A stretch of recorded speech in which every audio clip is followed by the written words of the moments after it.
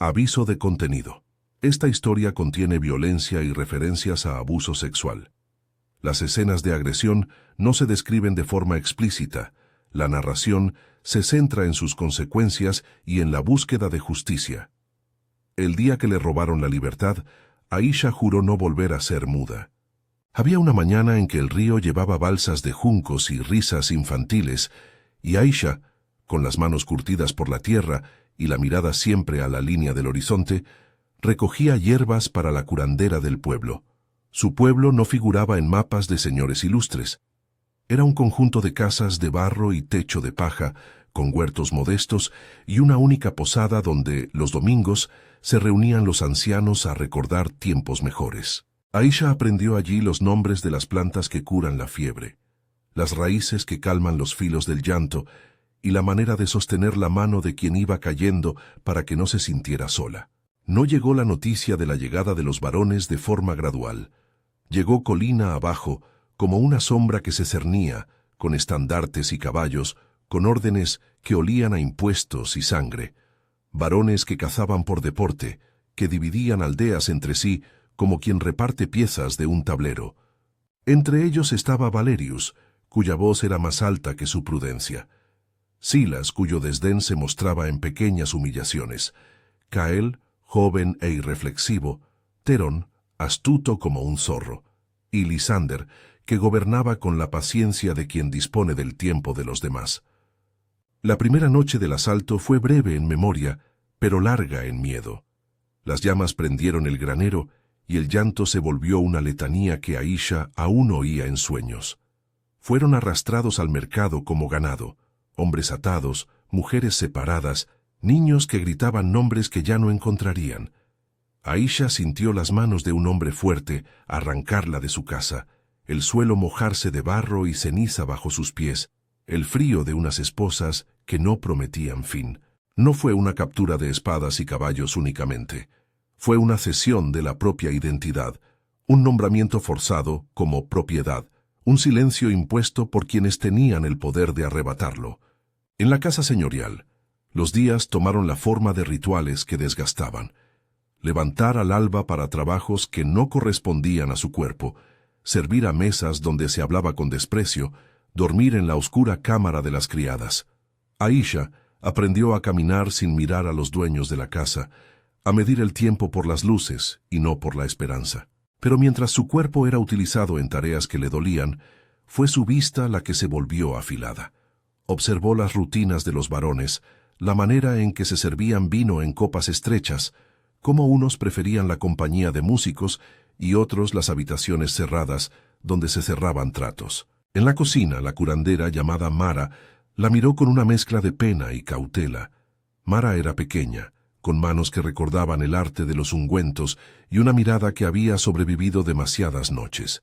Fue ella quien enseñó a Aisha a esconder una nota entre telas, a escuchar sin ser oída y a reconocer los pasos que precedían a la llegada de un señor. Fue Mara quien le dijo, sin dramatizar, que vigilara los movimientos de la guarnición, que anotara nombres, que supiera quién bebía solo y quién mostraba el orgullo como camuflaje de miedo. Y hubo Lena. Lena era risa en medio de sombras, tejía trenzas con paja y cantaba en voz baja, compartía la comida que le correspondía a otra muchacha y mantenía la mirada erguida aun cuando los guardias intentaban quebrarla. Aisha y Lena compartieron noches en que contaban historias de hijos que acaso no nacieran y se acunaban con la esperanza de un amanecer distinto. Lena no buscó audacias, fue su calidez lo que la delató a la vista cruel de los amos. La humillación vino como una orden administrada en voz baja, como un castigo que debía servir de ejemplo. La descripción precisa de los hechos no necesita de palabras, porque lo esencial está en el arranque de la vida. Lena dejó de hablar para siempre después de una noche en que su cuerpo fue usado como símbolo de dominio. No hubo un juicio. Hubo un latido que se quitó de la ciudad. Aisha encontró a Lena en el patio una tarde, con el rostro apagado y los ojos que no volvían a latir. La curandera la sostuvo entre sus brazos, como si aún pudiera remendar lo irremediable, pero la raíz estaba cortada. Fue la muerte de Lena la que transformó la rabia en juramento. Aisha, con las manos manchadas de tierra y lágrimas, cerró los ojos y ofreció un voto que nadie oyó salvo el eco de la piedra. No permitirá que la violencia continúe impune. No sería únicamente por venganza personal, sería por cada mano que quedaron temblando, por cada vientre que se cerró en miedo, por cada nombre que se borró de los labios. Día 1. La mañana siguiente a la muerte de Elena, Aisha aprendió a hacer silencio como quien guarda una daga. No gritó, no buscó consuelo en palabras que fueran a desaparecer. Empezó a observar con la paciencia de quien aprende un mapa nuevo. Las guardias que cambiaban en la puerta oeste, los criados que cargaban las sagas de la contabilidad, las noches en que el vino tenía más clientes que la mesa misma. Aprendió los horarios de cada varón y las pequeñas vanidades con que se adornaban. Valerius llevaba un anillo enorme en la mano izquierda. Silas dejaba siempre la puerta de su habitación entreabierta cuando pretendía estar solo. Kael reía demasiado alto cuando estaba ebrio y se olvidaba de mirar atrás. En la categoría de supervivientes había un código. No confiabas plenamente en nadie, pero tampoco cerrabas la puerta al auxilio. Aisha comenzó a tantear esa frontera con sutileza. A la cocina se acercó Gael, un joven guardia nuevo, con la mirada aún limpia de quien no ha tragado la amargura del mundo. Tenía miedo, siempre, pero también pequeñas fisuras de bondad. Dejó caer una llave deliberadamente cerca de ella. Permitió que escuchara conversaciones que no estaban destinadas a sus oídos. No eran gestos heroicos, pero eran suficientes para que Aisha los considerara. Día 2. El plan inicial nació de la reiteración de pequeños detalles. Aisha, con la ayuda de Mara, escondió en un pliegue de su ropa la lista de transacciones que hablaba del tráfico y los pagos. Había cuentas de mujeres y niños que habían sido vendidos a varones lejanos, facturas que llevaban el sello de cada señor. Aquello no solo era corrupción, era la columna que sostenía la tiranía de la región. Si se podía demostrar la red, la justicia tendría aristas. Si no, todo seguiría siendo palabra contra palabra. No se trataba de una rebelión anunciada con gritos en la plaza. Era una operación de sombra, información, alianzas, pruebas. Aisha compartió sin palabras con Elena y Sofía, dos compañeras en la servidumbre, lo que había descubierto en papeles mojados. Ambas asintieron con ojos que ya habían aprendido a no moverse demasiado en público. Juntas acordaron un primer acto: desestabilizar la imagen del varón más accesible, el de menor prudencia, el que menos cuidaba sus secretos. Valerius, con su voz fácil y su gusto por la proclamación, era el blanco evidente. Pero había una disonancia entre el deseo y la prudencia. Mientras planeaban, Aisha no dejó de recordar la cara de Elena. No buscaba crear monstruos que inspiraran miedo por el terror en sí, sino golpear el centro del abuso. La venganza, para ella, debía ser justicia que obligara a la comunidad a mirar, a no permitir la repetición. Se negó a convertir la represalia en un espectáculo de sadismo. Es una línea tenue que trazaba con la punta de sus dedos. Controlar el acto para que su significado fuera claro, no una mera descarga de odio. CTA. Si te interesan relatos de resistencia y justicia, quédate para conocer el final. Día 3. Aisha observó a Valerius la tarde en que los sirvientes prepararon un banquete para un comerciante visitante. El varón llegó temprano, cargado de orgullo, y se sentó en la mesa principal como quien asume un trono vaciado de escrúpulos. Bebió de una jarra que pasó por manos conocidas. Dijo chistes que no alcanzaban a sus labios. Saludó con el ademán de quien espera la reverencia. Alguien notó que su anillo había desaparecido de la mano izquierda. El varón parecía contrariado, pero lo ocultó con risas. Esa pequeña pérdida fue la grieta que Aisha necesitaba, la idea de que la seguridad de la casa no era invulnerable. Esa noche, en la cocina, se llevó a cabo una coreografía de silencios. Gael fingió torpeza. Una jarra cayó, haciendo que el varón se levantara. Mientras tanto, la curandera dejó un ungüento fuera de la vista, algo que no iba a curar una herida, sino que iba a distraer. Elena y Sofía taparon la chimenea tras un gesto del destino. El plan no necesitó de instrucciones precisas ni de violencia inútil en su descripción. Los hechos son sencillos si se mira desde el centro. El orgullo de Valerius fue puesto en jaque, su intimidad vulnerada de manera que su autoridad se fracturó. A la mañana siguiente, los rumores corrían como agua en canal. El varón había sido humillado. Nadie necesitó decir más. La casa se llenó de susurros y miradas. En la plaza, los criados que antes caminaban erguidos, ahora miraban a los ojos del otro con nueva esperanza. Aisha observó desde la sombra, su cuerpo tenso por el miedo de haber ido demasiado lejos y por la urgencia de haberse movido al menos un paso. La reacción de los varones fue lenta y precisa. Silas llamó a reunión de señores y reclutó palabras cortas. Cael gritó órdenes a su guarnición. Teron empezó a desplegar espías en los límites de las tierras. Lisander, desde su torre, sopló su ira en forma de planes. La autoridad, cuando se asusta, se vuelve feroz para salvar las apariencias. La primera fractura les cambió la compostura, y Aisha, por primera vez en meses, sintió la posibilidad de respirar. Día 4. No pasaron días sin costo. Los varones comenzaron a buscar culpables con toda la brutalidad de sus leyes. Hubo interrogatorios en las cámaras frías, palizas destinadas a arrancar nombres, humillaciones para volver a instaurar el temor. Aisha sufrió el ataque de la sospecha. La miraron de frente, la acusaron con silencios largos.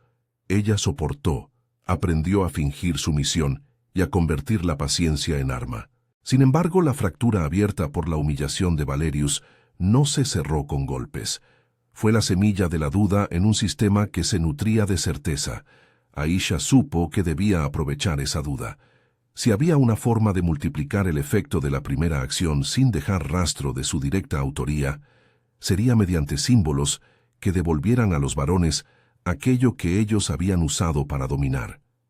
El convencimiento de que su poder sobre los cuerpos terminaría.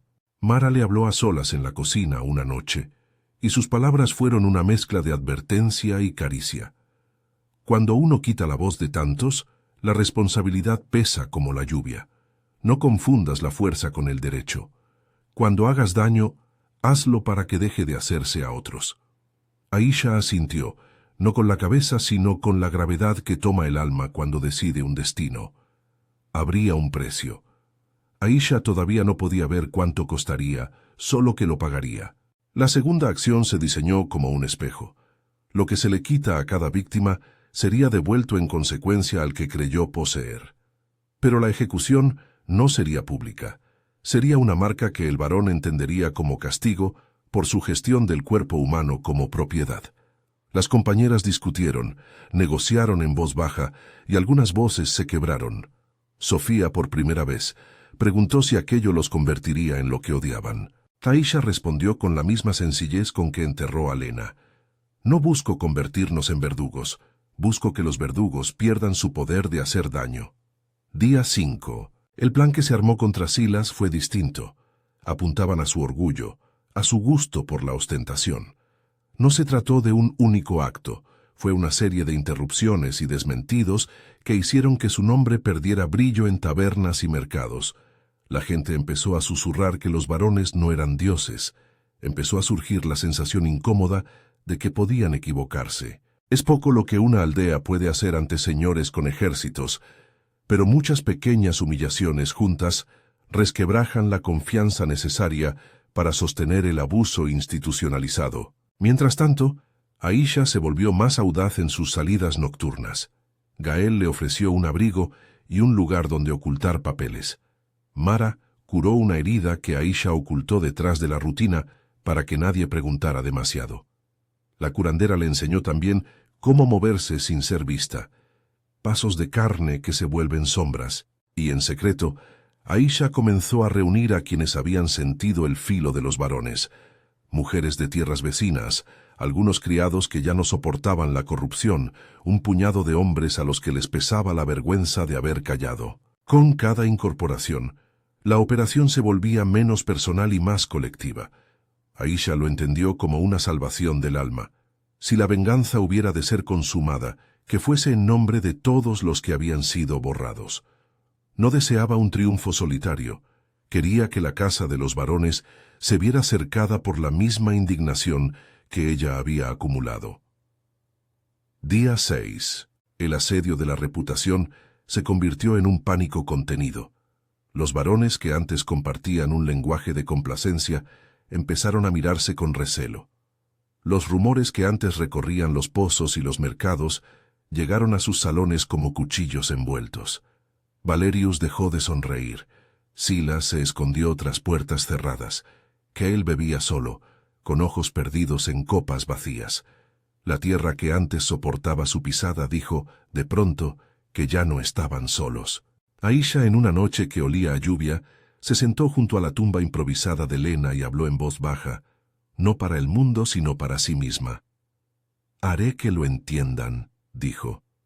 «No por placer, por memoria, por todas las manos que hoy no tienen quien las nombre». Sintió que cada palabra pesaba. Se apretó contra la tierra como si de ahí pudiera sacar la paciencia que le faltaba. Un plan mayor se estaba formando, pero la incertidumbre persistía. ¿Qué clase de justicia podían confeccionar unas manos heridas? La conjunción de pequeñas acciones había hecho que los varones mostraran fisuras. Eso era una verdad. También era verdad que ellos podían responder con una violencia que destruiría todo a su paso. Aisha, por primera vez en días, pensó en huir con las otras mujeres hacia el bosque, donde los ríos recogen la memoria de quienes se esconden.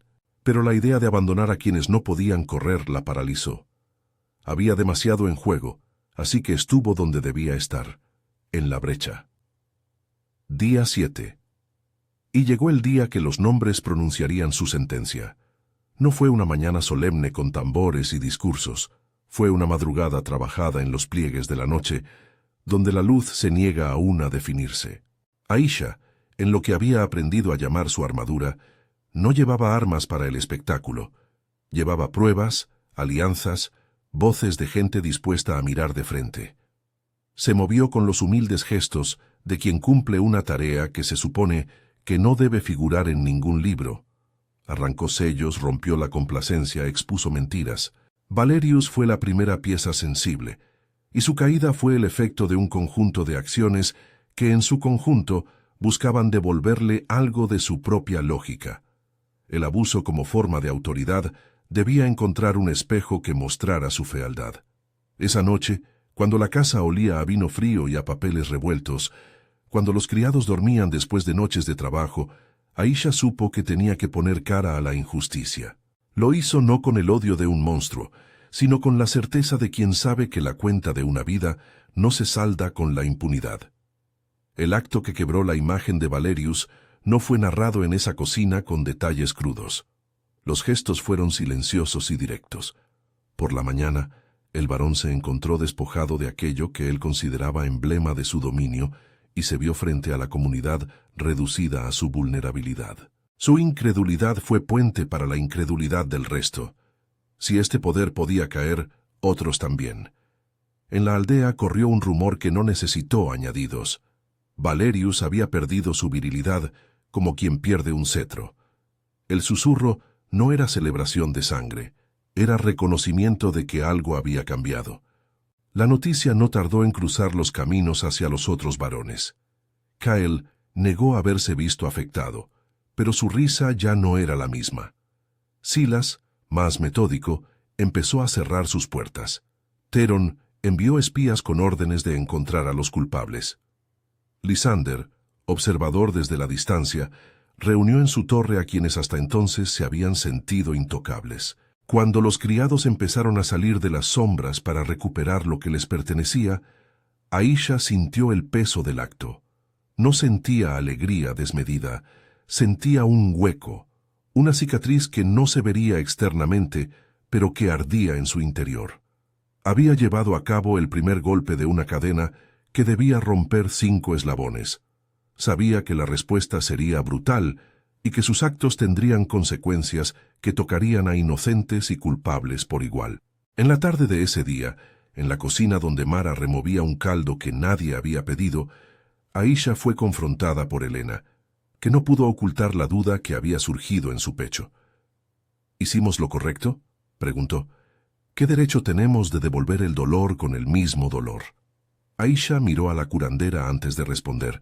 En sus ojos había una mezcla de cansancio y firmeza. No lo sé, dijo, con una verdad que no era consuelo. Pero sí sé que quedarnos calladas no cambió nada.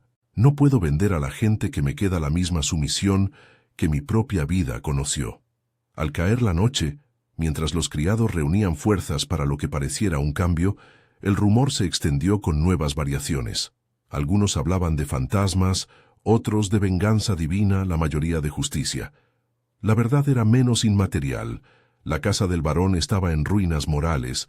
Su autoridad ahora estaba marcada. Aisha, sentada junto a la tumba de Lena, dejó caer una piedra en el suelo húmedo como si con ello enterrara también una parte de su inocencia. Pero la caída de Valerius no cerró la historia. Al contrario, la puso en un camino de fuego. Las respuestas que llegarían serían más calculadas y menos predecibles. Gael comenzó a entrenar guardias nuevos con una brutalidad que no se había visto antes. Silas contrató mercenarios en pueblos lejanos. Teron envió mensajeros con cartas selladas que olían a conspiración. Lysander, silencioso, comenzó a tejer alianzas con señores de tierras aún más lejanas. Aisha notó por primera vez que su rostro ya no reaccionaba de la misma forma ante las noticias. Había una dureza nueva, una distancia que la protegía. Las manos que antes preparaban ungüentos, ahora aprestaban papeles, mapas y la posibilidad de un ataque mayor. No era desprecio por la vida, era un cálculo que debía ser hecho con las pocas herramientas que tenían: la memoria, la solidaridad y el coraje. Mientras los varones se reorganizaban, Aisha fue buscando un sentido a su acto más allá de la reparación. Las voces de Mara y de Gael fueron su ancla. Mara le decía que el mundo no podía sanar si la venganza no buscaba restaurar. Gael le mostraba que la lealtad se compra con actos que consideran la vida del otro. Aisha no tenía todavía respuestas plenas, solo certezas momentáneas: que el primer golpe había sido necesario, que debía pagar un precio y que la cuenta no estaba saldada. La noche que siguió al golpe fue larga en el pueblo. Algunos limpiaron en silencio, otros celebraron en voz baja. Había lágrimas y alguna risa contenida. En medio de aquella marea, Aisha recibió, sin buscarlo, la visita de un hombre que no conocía del todo. Un mensajero de tierras vecinas, con cartas que hablaban de pequeños grupos que se organizaban como redes de protección. Habló de nombres, de refugios en bosques, de lugares donde se podía reunir gente con una causa. No eran ejércitos. Eran manos que habían decidido ya no dejar que los abusos siguieran igual. La posibilidad de una alianza mayor, de un plan que no dependiera de un solo nombre, se abrió ante Aisha en esa noche como una ventana que no se podía ignorar. Ella pensó en Lena, en su tumba, en la promesa sin testigos. Pensó en cuántas veces la justicia había sido letra sin poder. La idea de que 5 varones pagaran por su red de impunidad no la llenaba de placer. La llenaba de una resolución fría. El precio debía ser cobrado, pero que ese pago sirviera para algo. Cuando el mensajero se fue, dejando tras de sí un pergamino y una mirada que parecía medir la honestidad de Aisha, ella volvió a la cocina. Vio a Mara removiendo la sopa y a Gael secando una jarra. En sus manos, la responsabilidad de lo que vendría se hizo concreta. Aisha cerró los ojos y tomó una decisión que no era una promesa de sangre, sino un compromiso con la memoria. Llegarían 4 varones más, y cada uno vería, de alguna manera, la cuenta que la tierra le pedía. En la puerta, fuera de la luz cálida, el viento levantó las hojas y llevó consigo la sensación de que el tiempo se había comprimido. Aisha, con las manos todavía en las cenizas que habían hecho el fuego para la noche, sintió la presión de un futuro inmediato. No todo estaba decidido, y muchos caminos todavía podían torcerse hacia la barbarie o hacia la reconstrucción.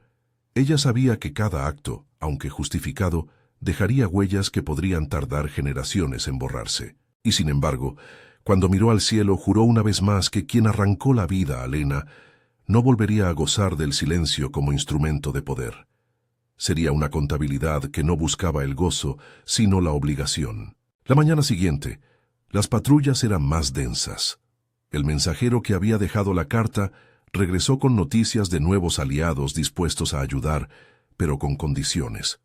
Aisha comprendió que la lucha, si había de continuar, exigiría que se formara una red organizada y que el precio se pagara con cabeza, no con rabia ciega. Por primera vez, la venganza personal empezaba a transformarse en algo parecido a una estrategia colectiva. El punto de inflexión había llegado. La acción contra Valerius había abierto una puerta que ya no se podía cerrar. Los varones no volverían a ser los mismos, y el pueblo ya había probado la dulzura amarga de saber que podían afectar a quienes parecían inalcanzables. Aisha, que había sido esclava y curandera, amante de hierbas y contadora de historias, se erigía ahora en arquitecta de la resistencia. Las dudas persistían, pero también lo hacía su determinación. Esa tarde, mientras la luz declinaba y los últimos rayos tocaban el perfil de la fortaleza, Aisha salió de nuevo a las calles. En ellas se sentía la tensión, la expectativa y un miedo que ya no era solo suyo. Iba a encontrarse con el mensajero y con quienes él traía. No guerreros de leyenda, sino gente con heridas reales y deseos concretos. Caminó por la senda que llevaba al bosque y con cada paso escuchó en el rumor de las hojas la pregunta que siempre acompaña a toda empresa peligrosa. ¿Qué estás dispuesta a perder para que cambie el mundo? Día 7. Noche. El bosque olía a tierra mojada y a humo distante, como si la tierra misma hubiera guardado el susurro de las fogatas de antaño. Aisha llegó al claro con la capa ceñida y el corazón tan apretado que cada paso le parecía un paso fuera de sí. El mensajero la esperaba junto a un tronco caído. A su lado había 3 figuras más. Edrin, el hombre de ojos rasgados que dirigía a los pequeños grupos de resistencias. Kira, una mujer alta, curtida en 1000 huidas, experta en abrir cerrojos. Y Muro, un herrero devenido en estratega con las manos manchadas de hollín y una voz que solía ser calma. No vino con ejército. Nadie trajo espada en alto para hacer saludar al viento. Vinieron con mapas manchados, con nombres susurrados como oraciones y con la suerte que había aprendido Aisha, la de quienes convierten la astucia en refugio. Gael, con la tristeza aún reciente en la cara, le ofreció un breve asentimiento. Mara llegó en silencio, apoyando una bolsa donde guardaba vendas, ungüentos y algo que no eran remedios. Pequeñas inscripciones, listas de quienes sufrirían el castigo, papeles que eran testimonio y no venganza ciega. Edrin habló poco y al punto. Había cadenas invisibles que debían cortarse aquella noche si la operación había de cerrarse dentro de las horas que quedaban. La idea era sencilla en su planteamiento. 4 objetivos que exigían precisión, rapidez y que evitaran derramar sangre de más. Cada varón era distinto y exigía un artificio distinto. Cada varón, además, tenía sus astas mediante las cuales tocaba la carne de los demás. La vanidad de Cael, la reputación de Silas, la astucia de Teron y la paciencia calculadora de Lysander. Valerius ya había sido herido esa mañana. Su caída era la primera señal de que la costura del poder podía rasgarse. Ahora era necesario coser bien el resto para que no se fuera todo en una llamarada sin forma. «Lo haremos de noche», dijo Aisha.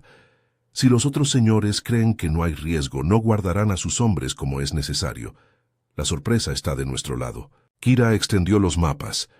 En ellos se veían los caminos de mensajería, los lugares donde los guardias almorzaban y las torres en las que los varones guardaban sus trastos y su orgullo. Las manos de Aisha recorrieron esos trazos como quien recorre características de un rostro que quiere recordar. No era valentía sin cálculo, era paciencia que se había vuelto instrumento. La operación se dividió en 4 frentes. Muro y un grupo pequeño partirían hacia la cabaña de caza de Cael, en las colinas, donde el jovencísimo varón se entregaba a la noche y al vino con demasiada frecuencia. Kira y 2 hombres más irían a desestabilizar la reputación de Silas en la asamblea de mercaderes, un lugar en el que el varón sostenía su prestigio. Su caída debía ser pública y silenciosa, una purga de máscaras. Edrin conduciría un grupo hacia las oficinas de Theron, donde se tejían tratos y se albergaban espías. Su derrota tendría que ser rápida, dejando sin campo de maniobra al zorro. Aisha, con Mara y Gael, se ocuparía de Lysander, su torre, con sus corredores interminables y su paciencia para el cálculo, requería algo distinto: entrar, enfrentarlo sin estridencias y exponerle todo aquello que había escondido para que la comunidad pudiera verlo. Antes de partir, Aisha caminó hasta la tumba de Lena. La tierra llevaba la fragancia de la lluvia reciente. La piedra, aún humilde y sin pulir, parecía más un punto de suspensión que un monumento. Se arrodilló y apoyó la frente en la humedad. No pronunció promesas de sangre. Pronunció una palabra para sí misma: memoria. No podía permitir que la muerte de Lena fuera instrumento para una sed de destrucción. Y aún así, sabía que había cosas que la ley no castigaba porque la ley era parte del problema. La noche fue una sucesión de sombras, pasos medidos y puertas que se abrían sin ruido. El plan se movió como un latido paralelo en varios lugares. En la cabaña de Cael, donde Muro y su gente aprovecharon la ebriedad del varón y la confianza de su guarda personal.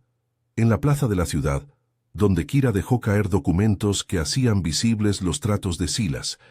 En las oficinas rotas de Theron, donde Edrin sorprendió a sus escribas y quemó sellos, y en la torre de Lysander, donde Aisha y Gael se deslizaron por escalas y pasadizos que parecían hechos para fantasmas. Cada golpe tuvo su tono. Cael cayó entre sábanas ajenas y una mañana que se le vendría encima como un juicio. Silas encontró sus cartas esparcidas en las manos de mercaderes que entendieron por fin lo que habían pagado. Theron vio cómo sus espías eran hallados y expuestos. Su red, que creía impenetrable, se deshilachó en horas. Lysander tuvo que enfrentar a Aisha de frente. Nunca fue un duelo de espadas. Fue un enfrentamiento de miradas, de memoria y de responsabilidad. Lysander la llamó por su nombre sin sorpresa, como si la hubiera esperado en algún teatro de décimas. Aisha no buscó alabar su caída con insultos. Miró a los ojos del hombre que había calculado vidas como si fueran fichas, y le dijo lo que había visto: los nombres, los pagos, el comercio de cuerpos, la indiferencia que permitía la muerte de Lena. No buscó describir la noche en que Lena murió. Eso no añadía nada que la comunidad no supiera ya con sus heridas. Lo que mostró fueron papeles, rostros, fechas y pruebas. Lysander guardó silencio largo.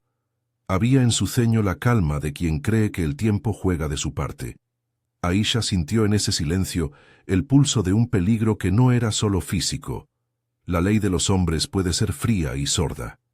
Ella sabía que necesitaba algo que hiciera que el daño no volviera a replicarse sin conciencia. Necesitaba que aquellos que habían hecho del cuerpo de otros una moneda supieran por sí mismos el límite que habían cruzado.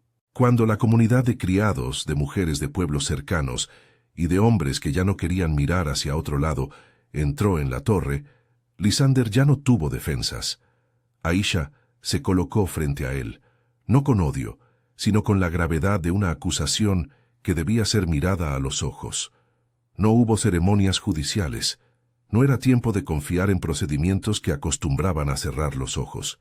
Hubo, en cambio, ojos que miraron, testimonios que salieron de labios que antes se callaban, y la decisión colectiva que se tomó en un instante que parecía pesar siglos. Aquel hombre no volvería a usar el cuerpo ajeno para mandar. En la narración de lo que vino después, no hay necesidad de abundar en detalles cruentos. Fueron actos llevados a cabo por manos que buscaban restituir un equilibrio vacío. La palabra que se pronunció fue clara y seca: castración. No como espectáculo, sino como medida simbólica y definitiva. Les fueron arrebatadas las herramientas que, durante años, habían servido para someter. Ese hecho se ejecutó en la noche, con solemnidad y sin regodeo. Algunos de los que participaron fueron quienes habían sufrido directamente. Otros solo observaron con la boca apretada porque entendían que aquello cerraba un capítulo para abrir otro, doloroso pero necesario desde su mirada. Cuando Cael, Silas, Theron y Lysander comprendieron lo que había sucedido, no con el morbo de la barbarie, sino con el horror del que se sabe derrotado en su modo de operar, la casa de los varones dejó de ser lo que había sido. No hubo risas de triunfo. Hubo en su lugar un silencio que pesaba como una losa. Aisha, sin embargo, notó algo más que alivio. Notó también la llegada de una frialdad aún más profunda dentro de ella, una capa nueva que no se borrarían con lágrimas. Día 7. Madrugada. La noticia corrió como un viento que no se puede encauzar. En las plazas, en las tabernas, en las casas de barro, la gente la escuchó primero con incredulidad y luego con algo parecido a la esperanza. Pero no todo fue directamente celebración. Hubo quien tembló al pensar en las represalias. Hubo quien lloró por la pérdida de humanidad que implicaba ver la justicia convertida en castigo físico. Aisha recibió abrazos que no sabían cómo apretar y miradas que la interrogaban sin palabras. Nadie podía decir que la noche había sido pura ni que la victoria fuera limpia. Las heridas morales no se cerraban con un acto único. La respuesta de los varones no se hizo esperar. Teron intentó multiplicar la represión por miedo. Cael, despojado de su orgullo más bruto, trató de esconderse en la violencia. Silas buscó a los cabecillas. Lisander, antes calculador, intentó tejer un discurso de víctima. Pero el gesto había cambiado la relación entre señores y pueblos. Ya no era fácil sostener la impunidad.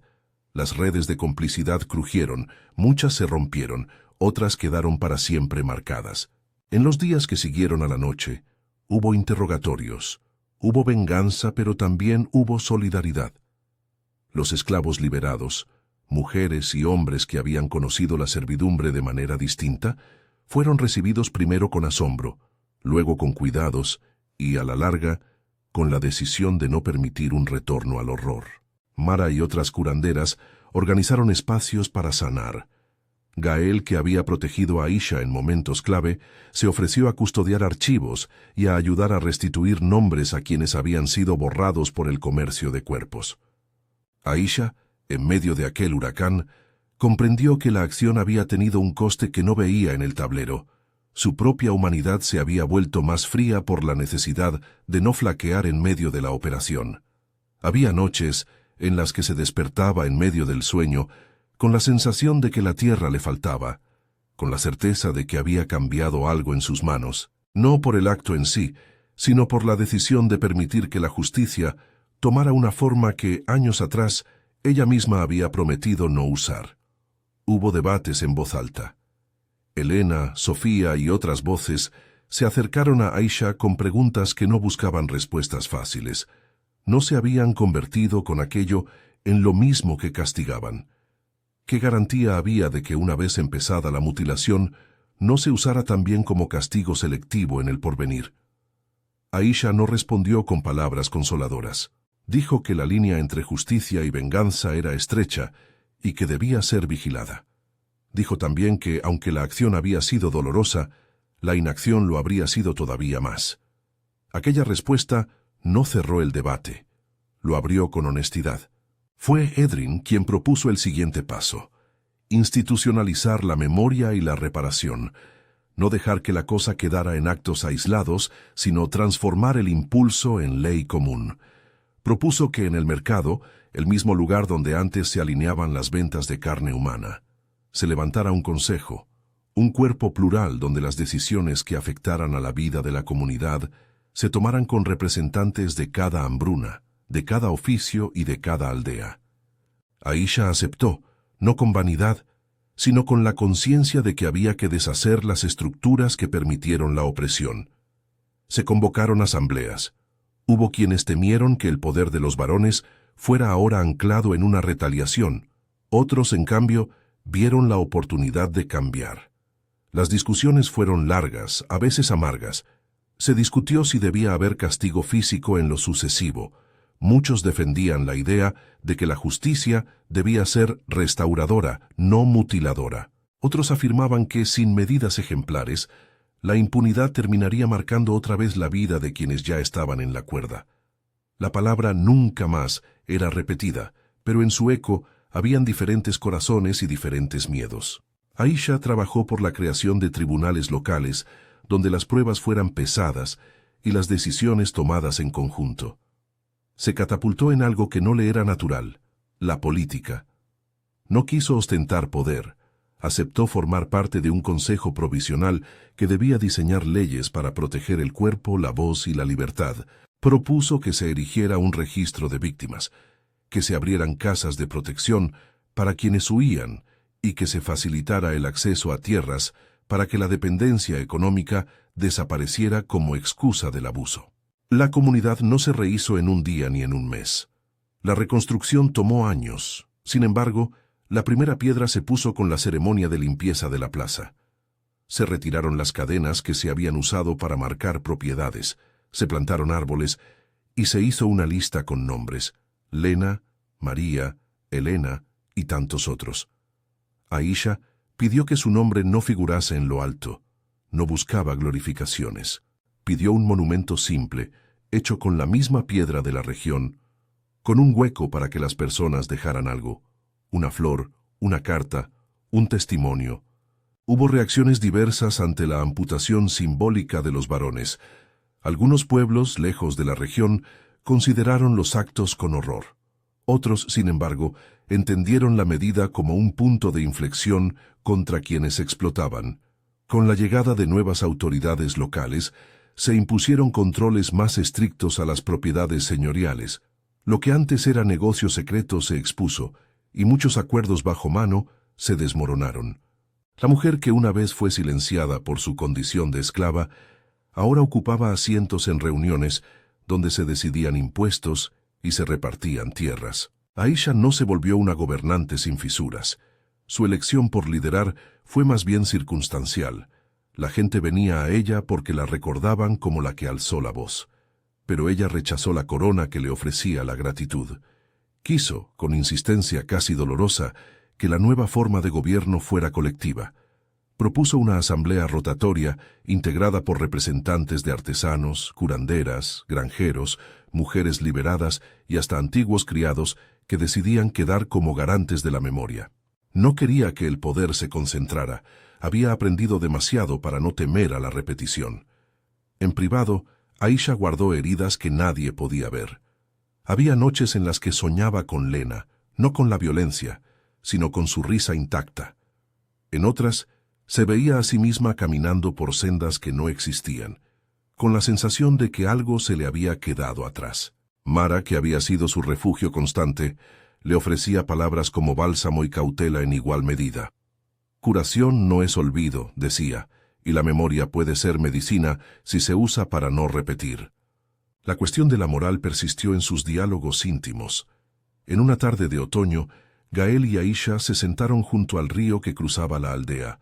El agua llevaba hojas doradas como pequeñas ofrendas. Gael miró a Aisha y dijo con voz baja: «Nos devolviste algo que pensábamos perdido, pero no puedo evitar pensar en los nombres de las manos que ejecutaron eso. ¿Cómo no perder parte de nuestra alma?» Aisha dejó que el silencio respondiera. No tenía retórica. Respondió por fin con una sinceridad que no buscaba absoluciones. «No sé si hemos salvado el alma.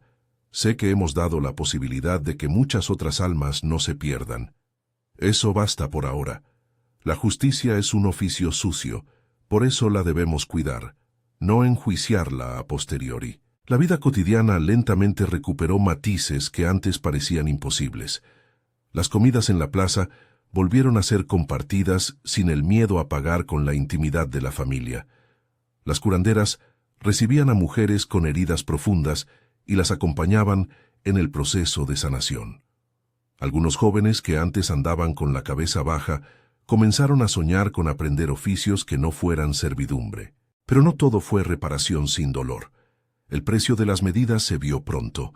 Hubo represalias aisladas, personas inocentes que pagaron con su vida por la violencia que algunos varones desataron en venganza. Aisha, al enterarse de una de esas muertes, se desplomó en la cocina donde Mara removía una sopa que sabía a paciencia. Las lágrimas que emergieron no fueron por la victoria. Fueron por la constatación de que la cuenta no quedaba limpia con un acto y que la trama del daño circulaba aún en las fronteras. El monumento a los caídos se inauguró en un día de niebla tenue. Muchas manos colocaron la piedra, muchas voces leyeron los nombres. Aisha depositó un manojo de hierbas secas junto al nombre de Lena y dejó que el viento hiciera el resto. No hubo cantos de victoria, hubo promesas en voz baja: no lo permitiremos de nuevo. Fue suficiente para quien sabía que las promesas se construyen con actos y no con palabras. En los meses que siguieron llegaron cambios concretos. Un registro de trabajos forzados que quedó ilegalizado, leyes que prohibían la venta de personas bajo pena severa, determinada por la comunidad, y un sistema de restitución de tierras. No fue un cambio total ni perfecto, pero fue un comienzo. Aisha, que había sido esclava y curandera, se convirtió en defensora de las leyes. Se sentaba en reuniones, escuchaba argumentos y propuso que las decisiones que tocasen cuerpos y libertad no se tomaran en privado, sino a la vista de comunidades. El precio personal que pagó fue, sin embargo, ineludible. Aisha notó que ya no podía cantar como antes. La risa le venía con una frialdad cuando recordaba eventos. Hubo noches en las que la oscuridad la devolvía a las horas más difíciles. Aún así, recolectaba la energía para asistir a quien lo necesitara. Aprendió a reconocer los fantasmas de la venganza en sus reflexiones y a preguntar en voz alta si lo que hacía servía a la vida o solo al proyectil del dolor. Esa pregunta le salvó de perderse en el mismo mecanismo que había roto. Pasado un año, la plaza mostró signos de otra vida. Un mercado con voces mixtas, el consejo local reunido en un edificio que antes fue salón de los varones, y mujeres que ahora tenían voz en las intravillas. Se creó una escuela de hierbas, donde Mara enseñaba a jóvenes a curar y a registrar los nombres de las plantas. Gael fue elegido guardián de los archivos. Su mirada seguía siendo sombría, pero tenía el peso de quien decidió habitar la responsabilidad. Aisha no se fue a la guerra por gloria, se quedó porque entendía que la paz requiere presencia. Con el tiempo, incluso la mayoría de guardias se integró en nuevas milicias locales con un mandato claro: proteger, no poseer. La fuerza, ahora, debía servir al defensor y no al opresor. Hubo resistencias, por supuesto. Hubo conspiraciones menores que fueron desarticuladas porque la comunidad ya no miraba para otro lado. Un día, años después, Aisha caminó por la plaza y vio a un niño recoger una flor caída ante la piedra de Lena. El niño la miró con curiosidad y preguntó: ¿quién fue Lena? Aisha se agachó y le contó, con la voz baja, algo de la historia. No narró el horror, narró la risa, la generosidad, la memoria. Le habló del coraje de quienes dijeron basta y de los peligros de creer que el poder sobre otro es derecho. No quiso convertir en leyenda la devastación, quiso que su historia fuera enseñanza. En privado, Aisha siguió revisando las noches que la visitaban. Soñaba con caminos, con manos que abrían puertas y con voces que pedían justicia de maneras distintas. A veces, se permitía llorar sin razón aparente. Otras, se sentaba en la tumba de Lena y mantenía una larga conversación muda. La venganza había sido un suceso que cerró una herida abierta, pero la cicatriz le recordó que la justicia legítima se construye con instituciones y representaciones que velen por la dignidad humana. En una asamblea donde se discutía la regulación de las tierras comunales, Aisha pronunció una frase que muchos recordarían: no queremos un mundo donde el castigo se convierta en costumbre. Queremos un mundo donde nadie tenga que temer por su cuerpo. Para ello, no bastan las manos con valor. Hacen falta manos con leyes que velen por la vida. El consejo, que surgió de aquel precario acto de respuesta, no buscó venganza permanente. Introdujeron medidas educativas, escuelas, talleres de curandería, espacios de testimonios y un protocolo para denunciar sin riesgo. El comercio de personas, que había sido la columna del abuso, se vio acorralado. Se desmantelaron rutas de venta y se obligó a los señores de tierra a firmar pactos públicos de no explotación con vigilancia comunitaria. Aisha asistió a muchas de esas sesiones. Su presencia era ahora menos instrumento de violencia y más garante de memoria. Se cuidaba de no imponer porque recordaba la capacidad del poder de corromper. A veces escuchaba a antiguos criados que regresaban a pedir tierra. Otras veces salía a las afueras para ver a familias que volvieron a plantar y a cantar. La vida era simple y complicada a la vez. Un día, en la temporada de cosecha, mientras los secarrales se llenaban de boces y trigos, Aisha volvió a la tumba de Lena. Dejó una pequeña piedra depositada con cuidado y miró el cielo. No sintió triunfo. Sintió compasión y fatiga. Sabía que la obra no estaba hecha, que la reparación no se mide con titulares ni con humillaciones de poder, sino con la calidad de las mañanas de quienes recibían pan y dignidad. La acción que puso fin a la impunidad de 5 varones en 7 días había sido en su esencia una decisión colectiva que partió del dolor y terminó en la responsabilidad. No había espacio para celebraciones sin reflexión. Aisha se permitió una última promesa junto a la tumba: cuidar la memoria, proteger a las voces, construir leyes. Sería de ahora en adelante la tarea que elegiría llevar. El epílogo no es una redención instantánea ni una absolución total. Es la constatación de que la libertad ganó cuerpo, aunque la paz pidiera más trabajo del que habían imaginado. Los niños volvieron a jugar en la plaza. Las curanderas enseñaban a curar heridas visibles y a nombrar las invisibles.